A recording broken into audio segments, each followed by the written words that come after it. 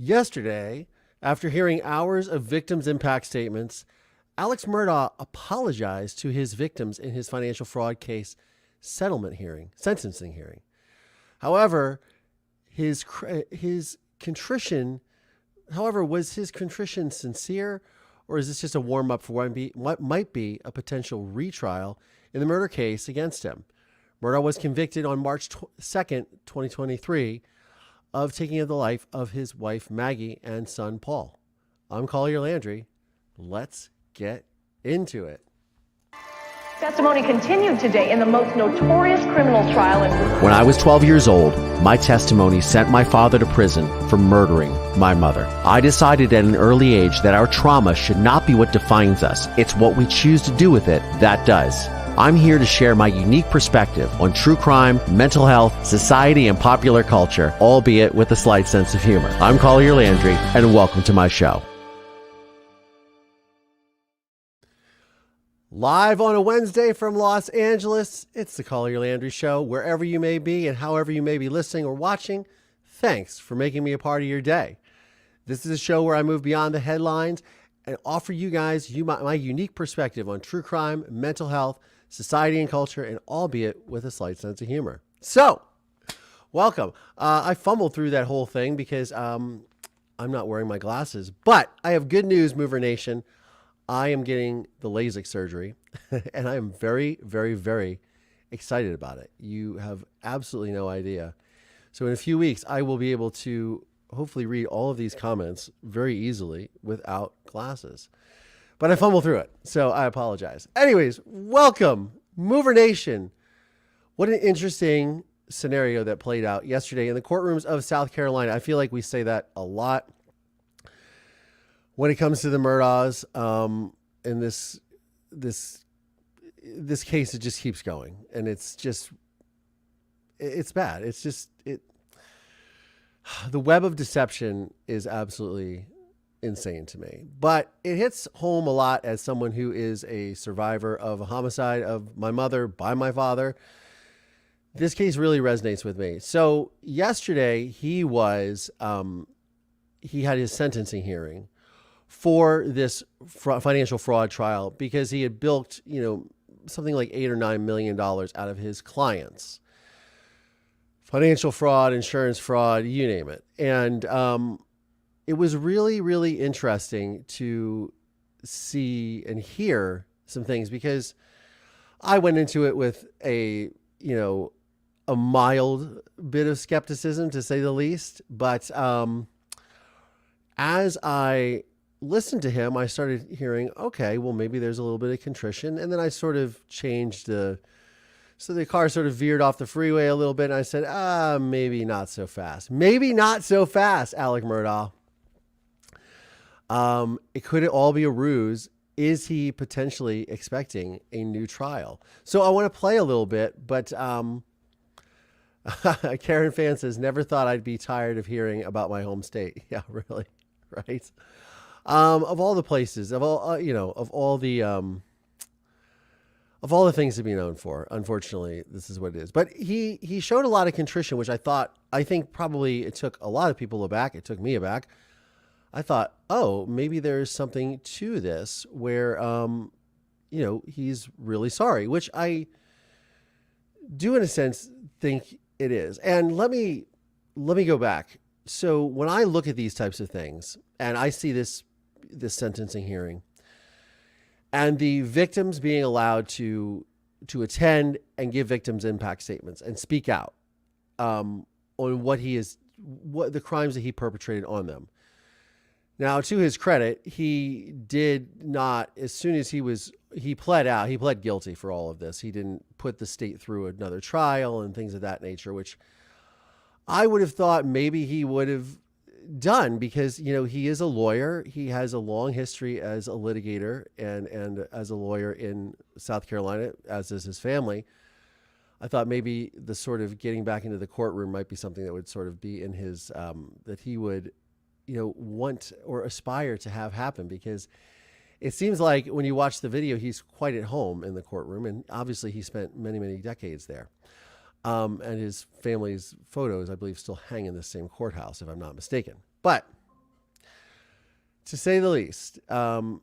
It was interesting because and I'm going to get to a few points. We're going to play this. We're going to get to a few points. But yeah, a lot of things spoke out to me immediately. And my temperature sort of changed as I watched him speak. And I did not watch the whole 5 hours of the trial, or I'm sorry, of the hearing itself, but I did watch him, and I was pretty. There's some moments that I find a lot of similarities with my father, but again, the victims having a chance to speak and speak up and be able to face the monster in court is a big part of healing. And that's really what this is all about. It's all about the healing. So, forget him, forget anything else. It's about them. It's about them getting this closure. And I feel like he gave them a little bit of dignity, albeit with a little bit of, we'll see. So I'm going to play this and we'll talk about it. This is the intro. Can you guys hear this okay, by the way?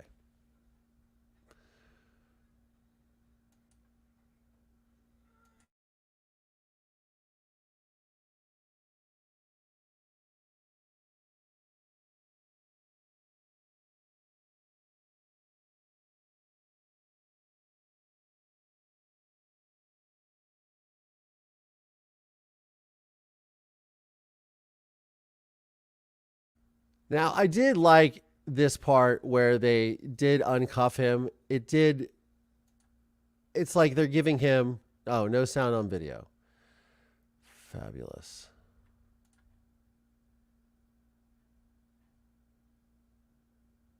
Okay. Then let's try this again. Of course, no sound. Sound is missing from the video. Great. StreamYard strikes again. Let's try it this way. Thank you, Your Honor. Is this working? No, I'm good. I'm good. We'll wait to see if this catches up.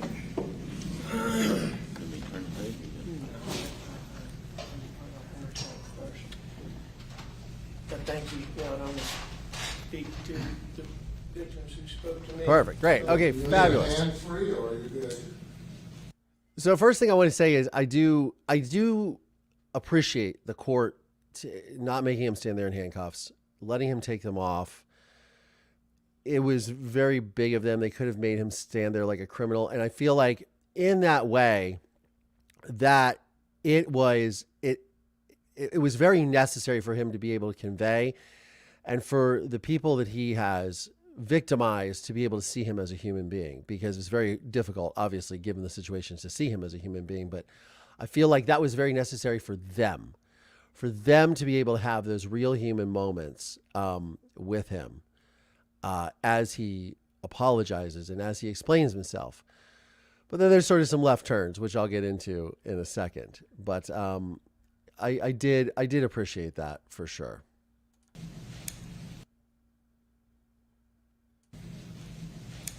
Having a hand-free would be helpful, but I can handle it without it. And you can tell he was at one time very charming and probably charmed the courtroom and did the whole thing. And, he seemed to really like what he did as a lawyer, for sure. But we'll let him get into his little diatribe.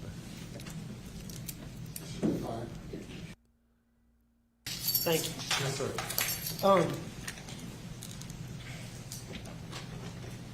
I want each of you that spoke to know that I listened to you. I heard you. Your pain and your hurt is palpable. I get it. It's reasonable. And I promise you that it resonates with me.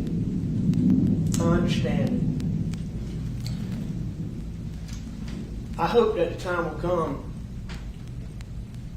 when you can look back and know that despite the things that I did, that I care about each one of you.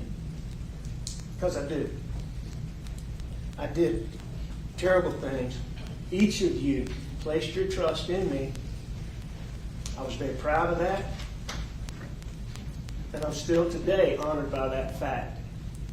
That I deceived each of you. Terribly. I did terrible things. Things that I'm thinking about right now. So these are people that he lived in his community with, that he later talks about he went to high school with and school with and knew their families so well and went fishing and had these life experiences. So these people have history, like massive history, which I think is very, I mean, I wouldn't say unique, but in this situation, because the town is so small and all of these people are right there, it is probably, as hard as it is for them to have been victimized, it's also, I think, very cathartic for them because they had that connection from before when it started, and now he's, being sentenced and he's convicted. He was convicted of his wife and son's murder, which he gets into, which is what I'm very interested in, because it's this whole other thing that to me is like, okay, here's a little bit of grandstanding. But he, it does give them an opportunity to connect with them. And this is, again, all about the victims, all about the families that have been victimized here. This is a financial crime. These people's worlds have been turned upside down. This entire town has had its world turned upside down. It's terrible. But they're getting this little bit of closure that not a lot of people ever get, and a chance to speak up as well, which is very, very cool, by the way. Very, very cool. Because as uncool as the situation is, to be able to have that catharsis, to be able to have that sort of that release, that that closure, if you will, is so key to healing and moving on. But I want to get into some of the things that he says, because it's interesting.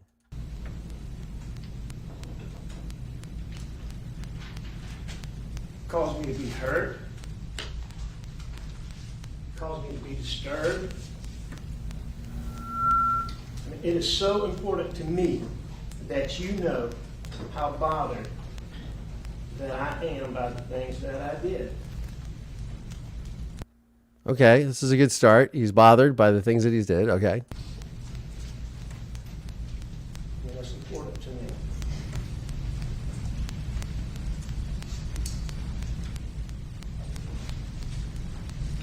After hours, days, weeks, months of self-reflection, I know now that I took more and more and more pills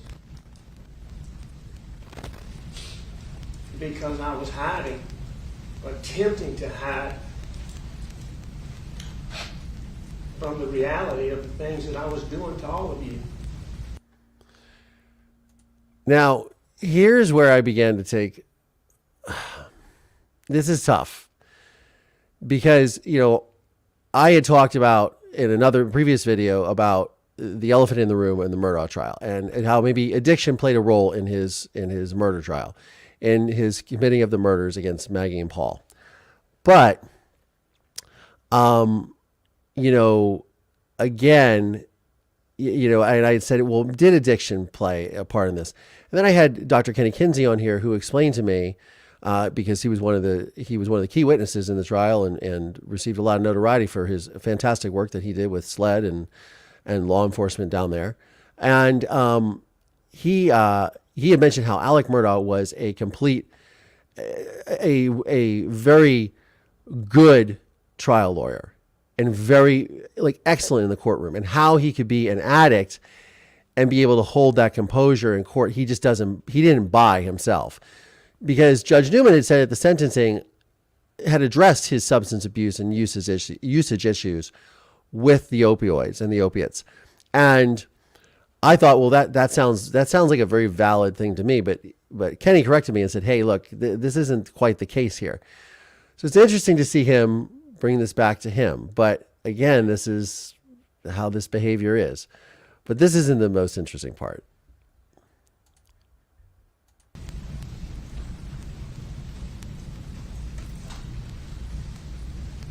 I know I do care took about each of more you. pills because I was hiding.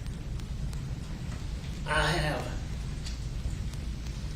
have special recollections of my interactions with each one of you outside of the terrible things that I did. So again, he's establishing this human boundary. He pauses a lot, by the way. I apologize, but I can talk over him.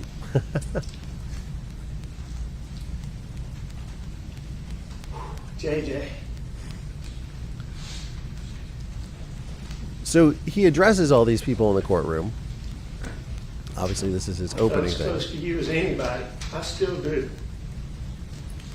As anybody I can think of. We grew up together. But this guy, JJ, he talks about. And this must be JJ, by the JJ, way. we hunted and fished together, alone, all over the low country.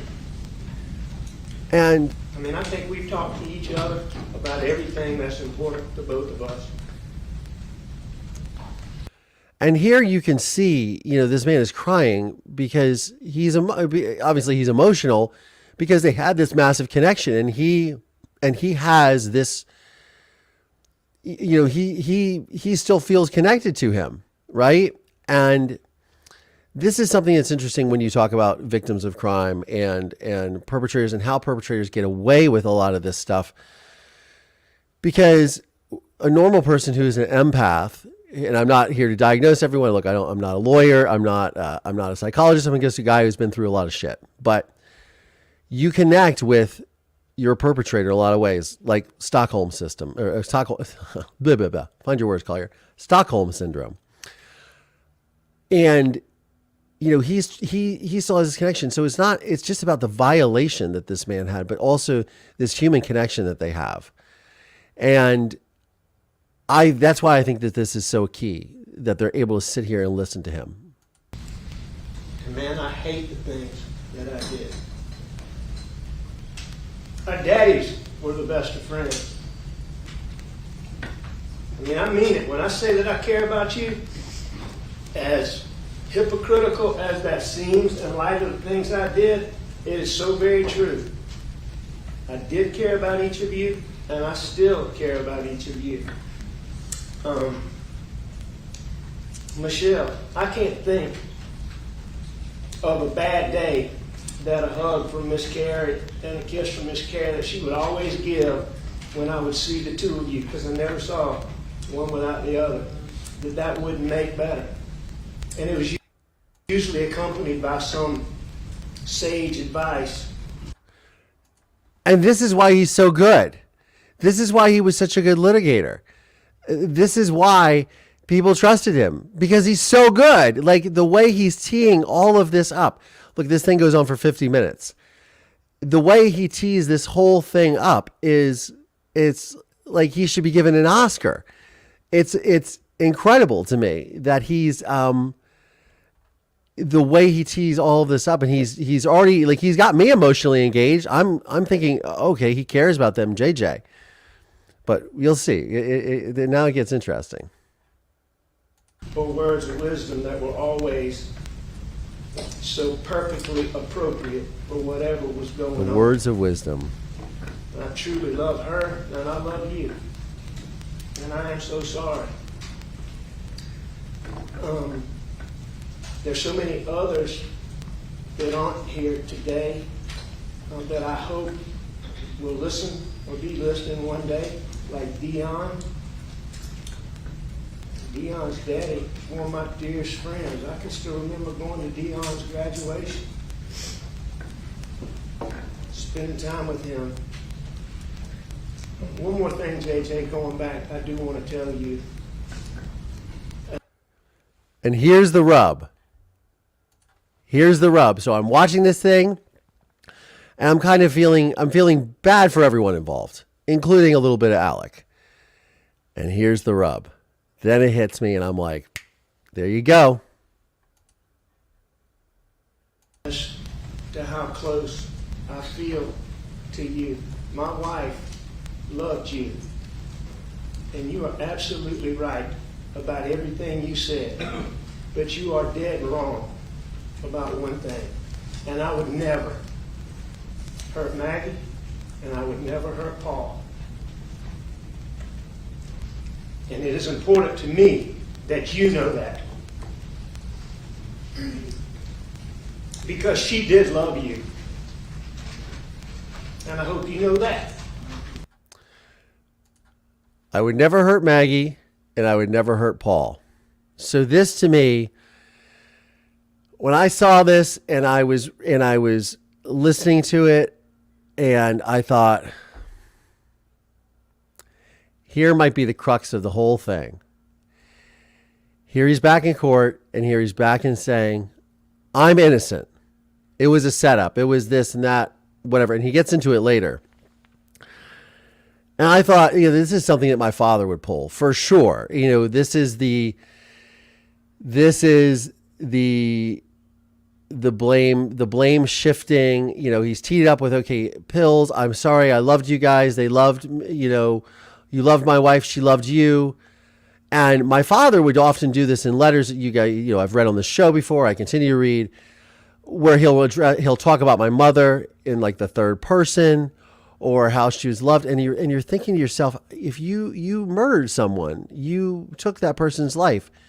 Now all of a sudden you have this like affection, or this affection for how the world perceived them and how special and what a light they were. So then therefore this is your talking point.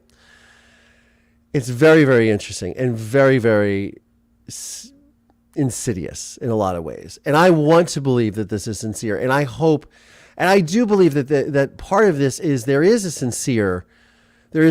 a level of sincerity here. I do believe that he sincerely feels bad for doing what he did to the people who are sitting before him in the courtroom. And I do believe that he feels bad because he had been victimizing them for a long time. And he's realizing at this moment the gravity of his situation. At the same time, he's also realizing the gravity of his situation, that maybe with all this kerfuffle and hoopla that's going on with this Becky Hill and now her son getting arrested, and there's this talk about, look, no one's been charged as far as Becky Hill is concerned, or jury tampering or any of that, but it's all in speculation. Is this all a ploy for Alec Murdaugh to get back in front of the public, to soften his image a little bit, and to plant those seeds of doubt heading into potentially what could be a retrial? That's what I want to know. That's where my head went as soon as I heard this. I thought, okay, he's teeing this up. And he talks about it later as well. And, it just stinks.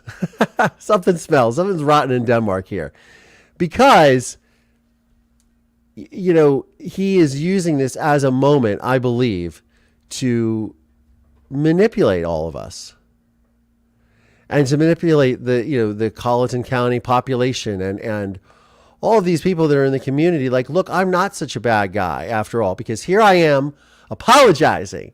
And here I am, I voluntarily pled guilty and didn't put the county or the city or the community through another trial, right?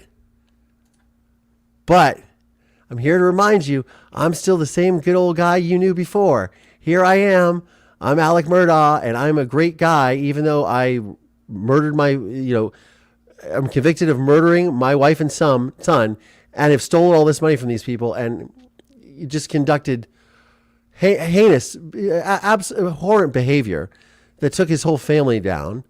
And this is what, this is what this feels like to me. I want to know what you guys think in the comments below, because I think that I feel like this is a massive crescendo. Or it's very calculated. And look, he could be, he could have been planning this for a long time, and maybe that's why this is so well scripted. This to me feels like his lawyers came in and said, buddy, this is your opportunity. We have some things maybe going our way, a momentum. Maybe there's an appeal. Maybe there's a cause for a retrial. we're going to go in. You need to give the performance of a lifetime right now. I don't know. It just feels odd to me. It just feels And I odd. hope you know that I mean what I say here today.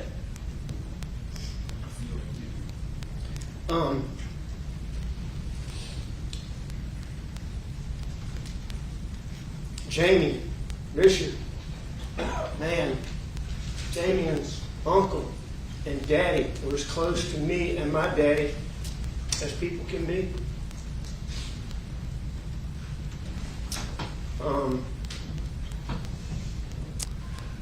So I would tend to agree. I think that this is all. I think he does feel sorry because he got caught. I think, but as he's seeing the faces, he feels bad because he's seeing the human effect of it. I believe there's a little bit of something there, but I believe it's all rooted around. But I got caught. I'll apologize now that I got caught. Again, I feel like this is a whole contrived situation where his lawyers are like, you need to go in there and put on the best face possible. Old Lady Sim says, I have a tender heart. I enjoyed seeing him say those things, even if it was a performance, but I get the insincerity vibe a bit. Yeah, absolutely. And look, this is absolutely, I want the victims and the families to recognize that he's sincerely apologizing to them. But I do feel like this is a little bit of a tee up into what could potentially be his magnum opus, or his one chance to look good in front of everyone and to remind them what a good guy he is and what a good guy is, and that he fell victim to his own addictions. That's my sort of point here. Yeah, he does have nothing but time to rehearse any of this. I had to watch his statement in bits and pieces because I have a hard time seeing the sincerity at all. Yeah, I agree with that. I have so much empathy. I'm putting it away in a blanket box away from this man. That's funny. Yeah, it is. The believe me please are designed. Yeah, I would agree with that. I would concur for sure. Daddy and all these innocent child words from him makes my skin crawl. Yes, and this is the same thing that my father does, where he'll do this whole act of like mommy. He calls my mom mommy, mommy, mommy, and it's just very bizarre to me, this behavior. Again, this manipulation of hey, I am a good guy. I am the Alec Murdaugh that you guys all grew up with, that we went fishing with. And I'm sorry that I stole your money. I was addicted to drugs. And I'm sorry that I was convicted of murdering my wife and son because I didn't do it. I didn't harm them. Thank you, Cat Loves Cat Skills, for the super sticker. I greatly appreciate it. It could be a lot of hogwash for sure. But, so let's play more of this because it gets more and more interesting. And he does say something that I do feel is somewhat important to his son, Buster. But yeah, he goes into this whole, he went to elementary school, Uncle Ginger. I went to elementary school, middle school, high school with your aunts and your uncles, Ginger. How many classes did we have? I mean, I've grown up with you guys. I mean, Tony, you, and... I mean, look at this. He's calling them out by name. Tony, you Brian, Bubba. He's talking JJ. He's naming their children. He's really, like, this performance is miraculous. He deserves an Academy Award in a lot of ways. Brian and Gloria. And part of this is you want to believe him too. You want to believe him. And I mean that because you want to get over it. as hypocritical as that sounds, and me saying it, As hypocritical as it sounds, it is the absolute truth. That does bring me to a point, and I will say that I said to Mr.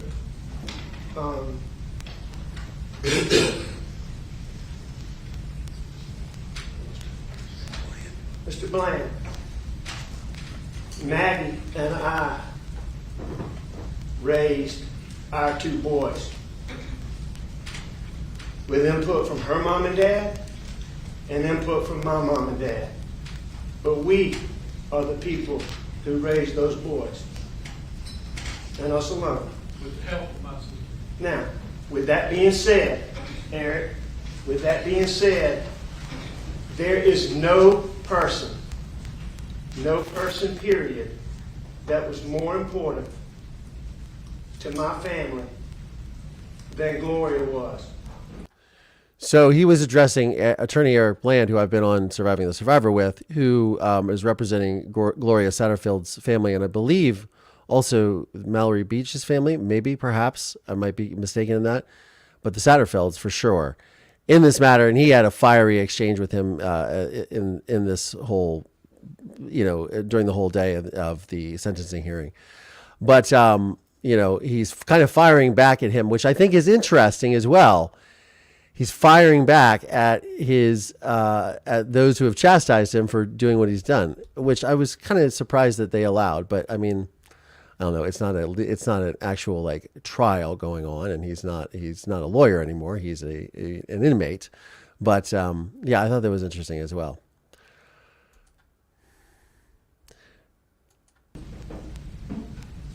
Satterfield's cause her brother said that he helped raise Buster and Paul. She's helped raise Buster and Paul.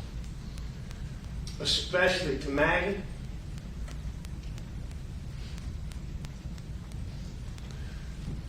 Yeah.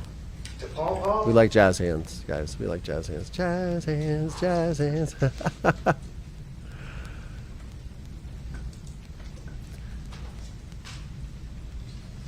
So, okay, here we go. Number one and number two. Lord knows he adored her. All my law partners. So he's apologizing to his law partners.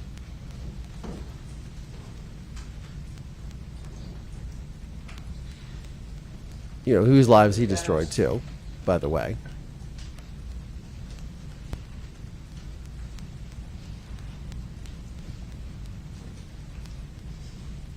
And Danny, looking at you here kills me.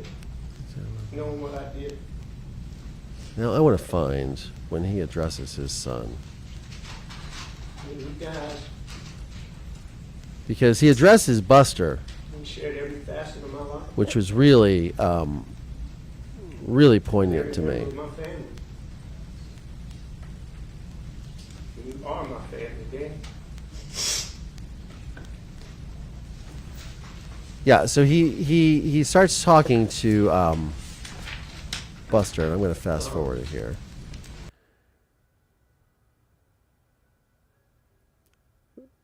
Because, And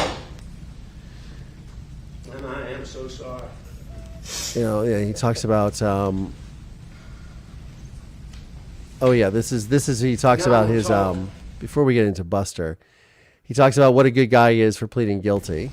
I can tell you that through my attorneys, I have been asking for a plea offer since the very beginning. So again, trying to sound magnanimous. I formally pled guilty within 2 weeks of receiving the very first plea offer. That was in this courtroom however many days ago.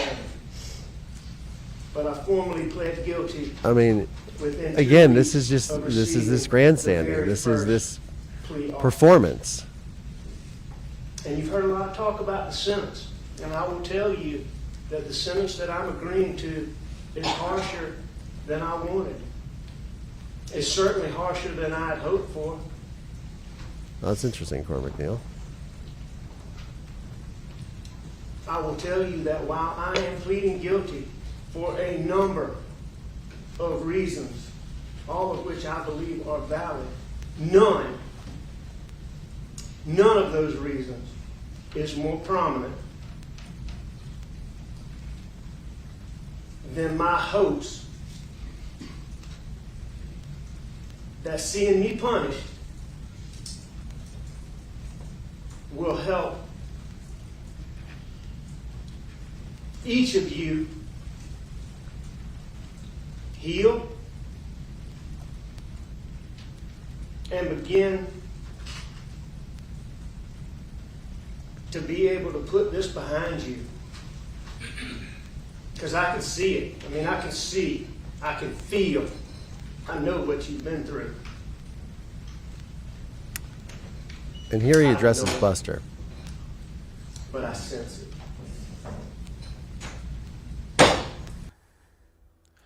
Here he addresses Buster, and I've shared a lot because I have a similar position to Buster Murdaugh in a lot of ways, and I kind of look at it through that unique perspective of his father, blowing up his life, obviously. But, Buster has faced massive media chastizations, excoriation online, demonizing, attacks, speculation, etc. And I do like that Alec addresses that, and he's going to in a second. But again, this all comes back to him and his lack of good decision making, to say the least, really.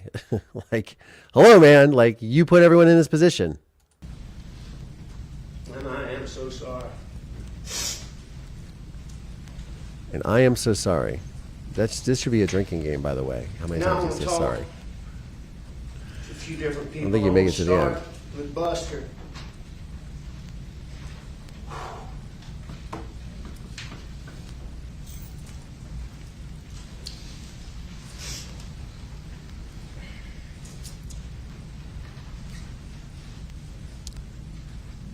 So here he is trying to compose himself to address Buster.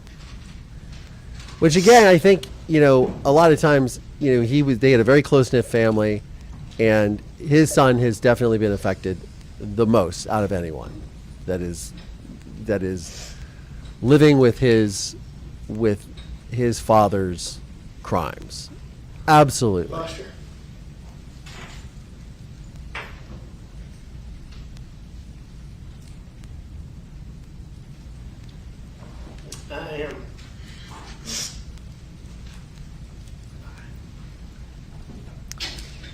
I am so sorry that I let you down.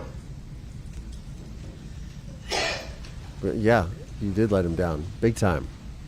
Big time, man. I am so sorry that I have not been able to be with you.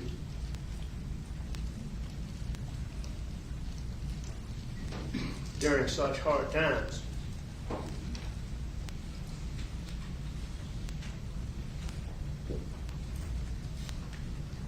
I am so sorry that I did so many things that are so contradictory to every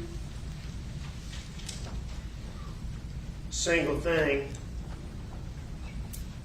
Mom and I ever taught you and Paul.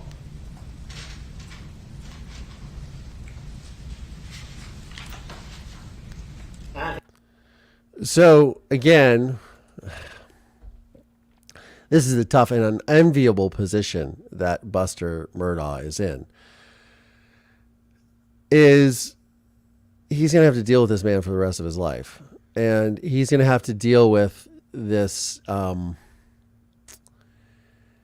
this scenario of creating doubt, but is also like taking accountability because I'm doing the right thing, right?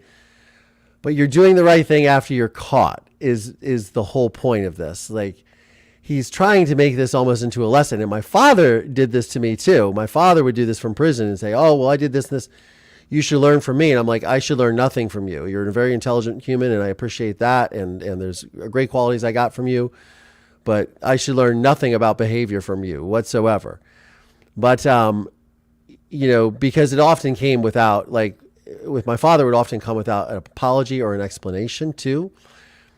It would be like, well, I did these things, but he wouldn't say, I'm sorry for those things that I did. And if it was, I'm sorry, it was, again, as we mentioned earlier, in the context of, well, I got caught, so therefore I'm sorry type of situation. It is baffling to me how these individuals think that they can continue to get away with this and that people believe them. But they're so good at manipulation. They're so good at drawing you in. He was a fantastic litigator. He's so good at drawing people in. And when you're so good at drawing people in like that, you can be easily manipulated. You can easily manipulate them, and they can be easily manipulated. And again, I've shared this throughout my life, and this is what Buster has to look forward to. And yeah, I mean, you bring up a good point, BJS. He has empathy for him, no doubt. He knows he failed. Sure, absolutely. I think that is probably the one thing that he does know, and that he might actually feel really bad for, is the fact that he's done this to his son. But I don't think he comprehends the damage that he's caused, for sure. I think a lot of people who are purveyors of this behavior, who are like this, like my father, they are just very, very, very destructive humans. A tin of tartan paint. Yes, he is a mass manipulator, absolutely a master manipulator. And to get up there and to try to, he's working a jury. He's literally working a jury without working a jury. This is, I believe, if there is an appeal or a retrial or something that happens with his case, this is to put him in a better light. It is, no doubt. And he gets into it more, by the way. I am so sorry. I am so very sorry that the things that I did and that I am pleading guilty to here today have somehow caused some people, especially people on social media, and Plenty of some those people in the media,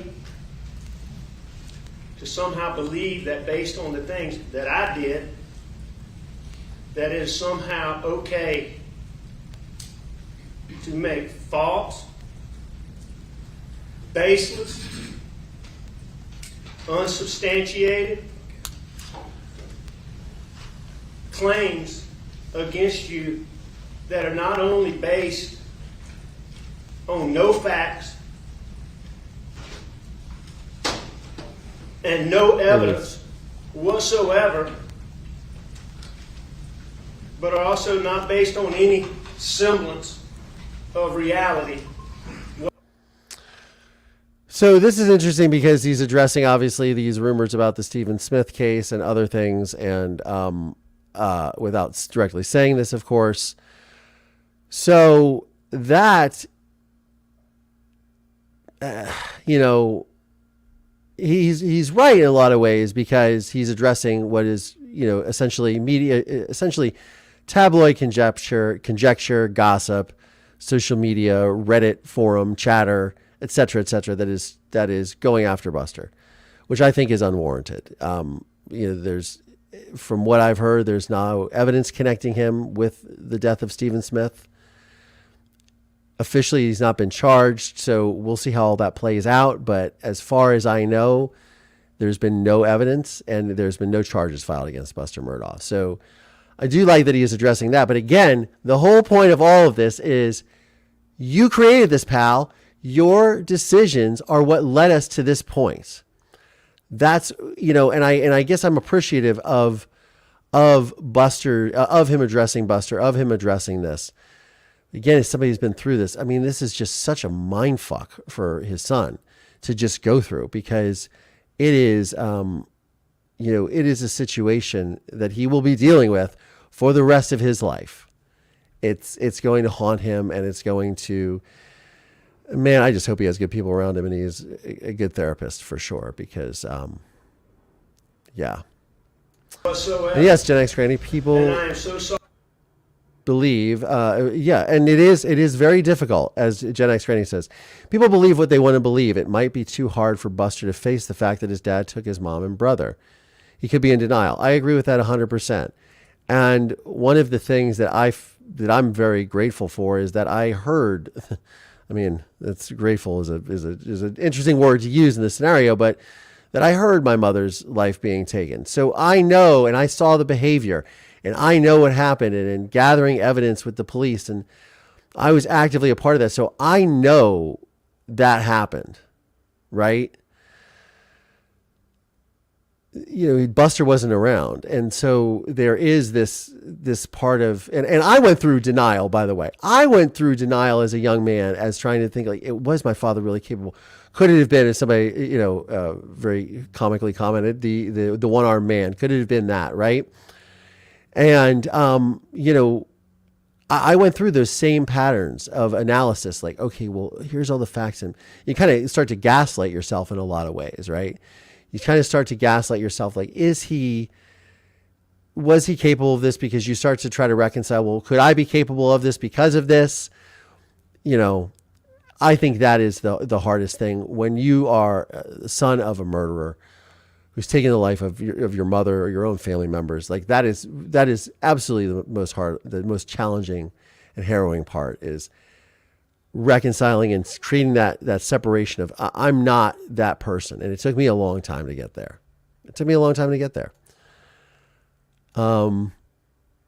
So I just pray for Buster. And somebody mentioned that Buster was maybe not in the courtroom. I believe he's in the back left-hand corner of the courtroom. Back.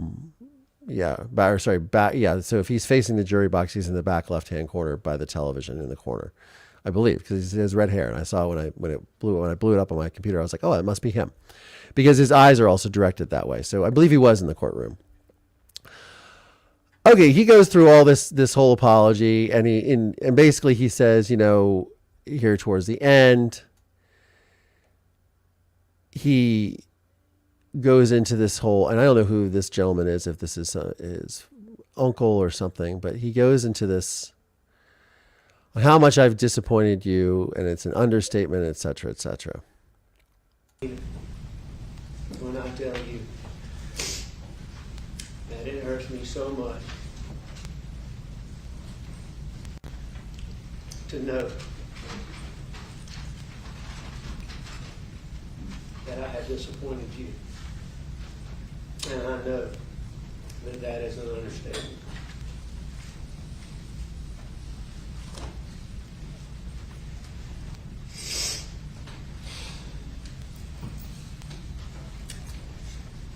I now apologize to every single person who cares about Maggie and about Paul,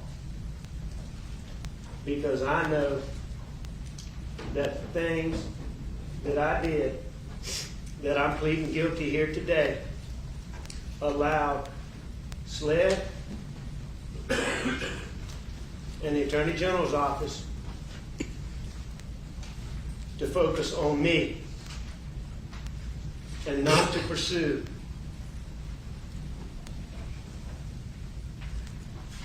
the person or the people who hurt and killed Maggie and Paul.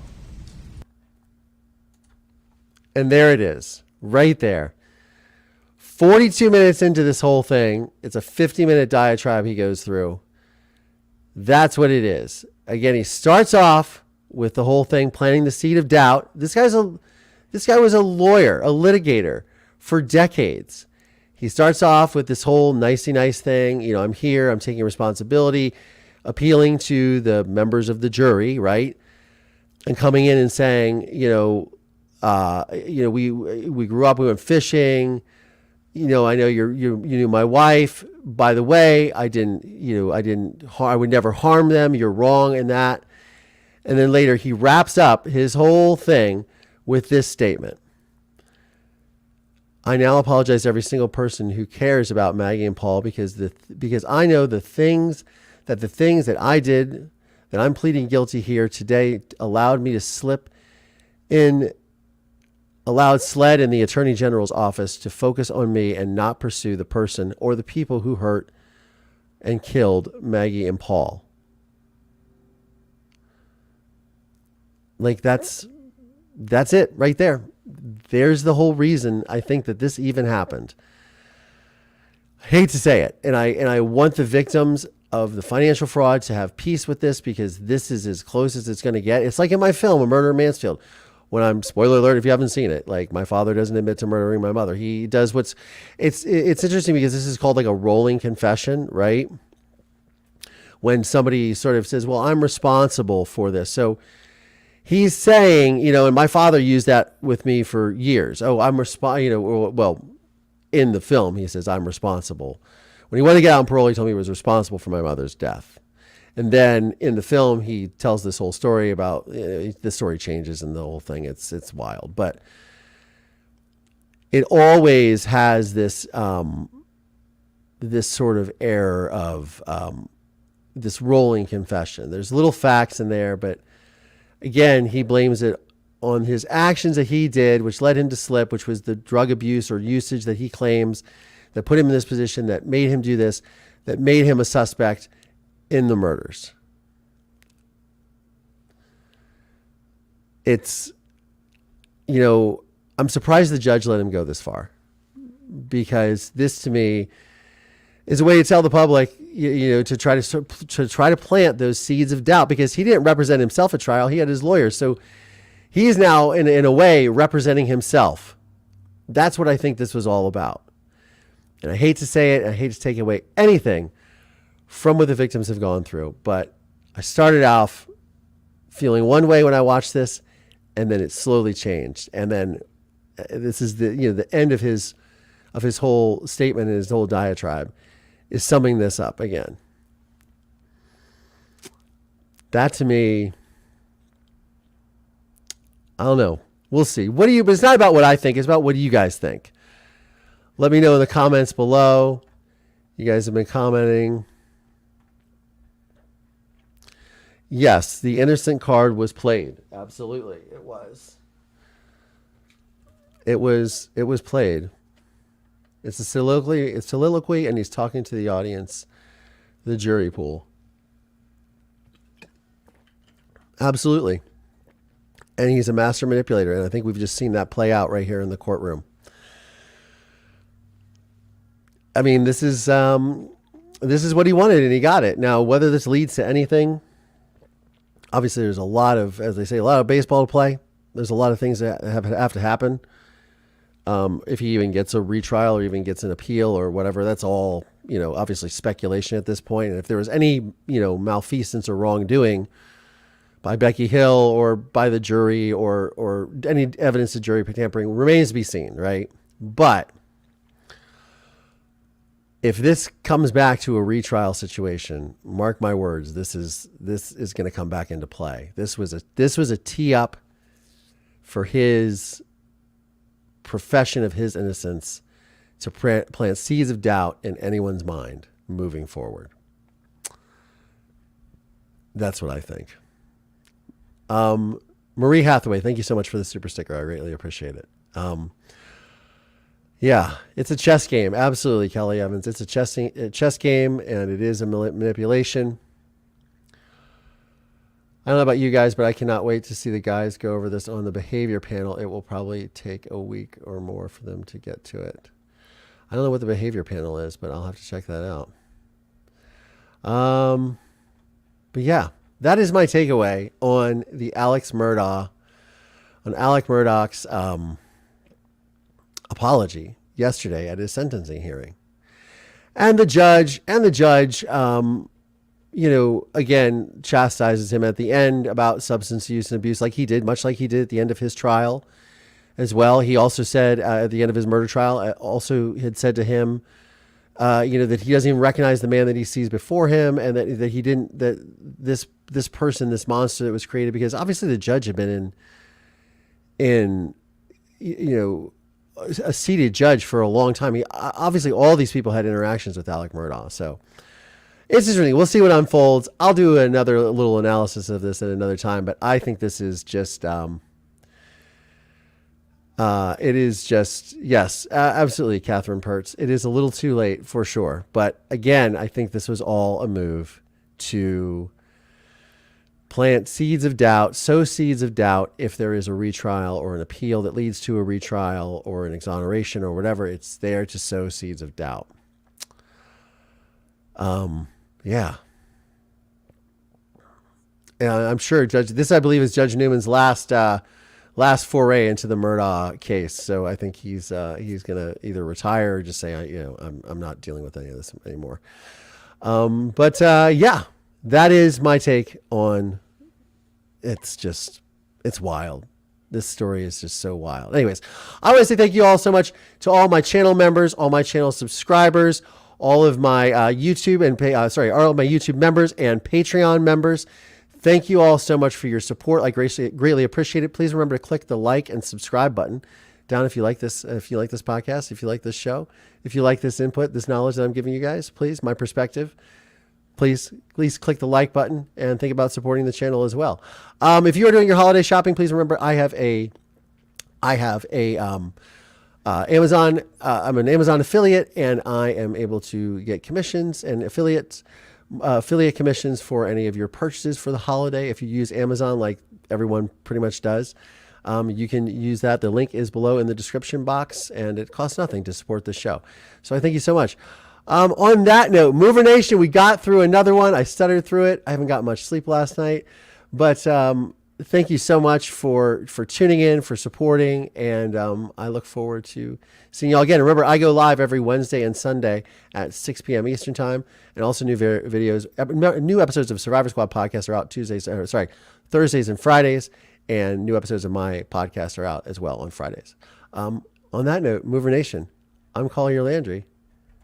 And I'll see you on the next one.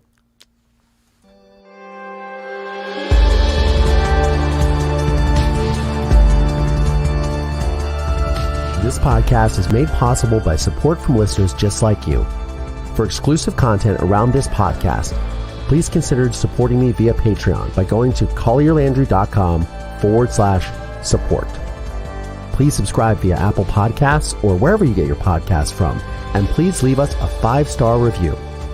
If you want to see video episodes of this podcast, please check out my YouTube channel at youtube.com/Collier Landry. You can find links to additional resources in the show notes of today's episode.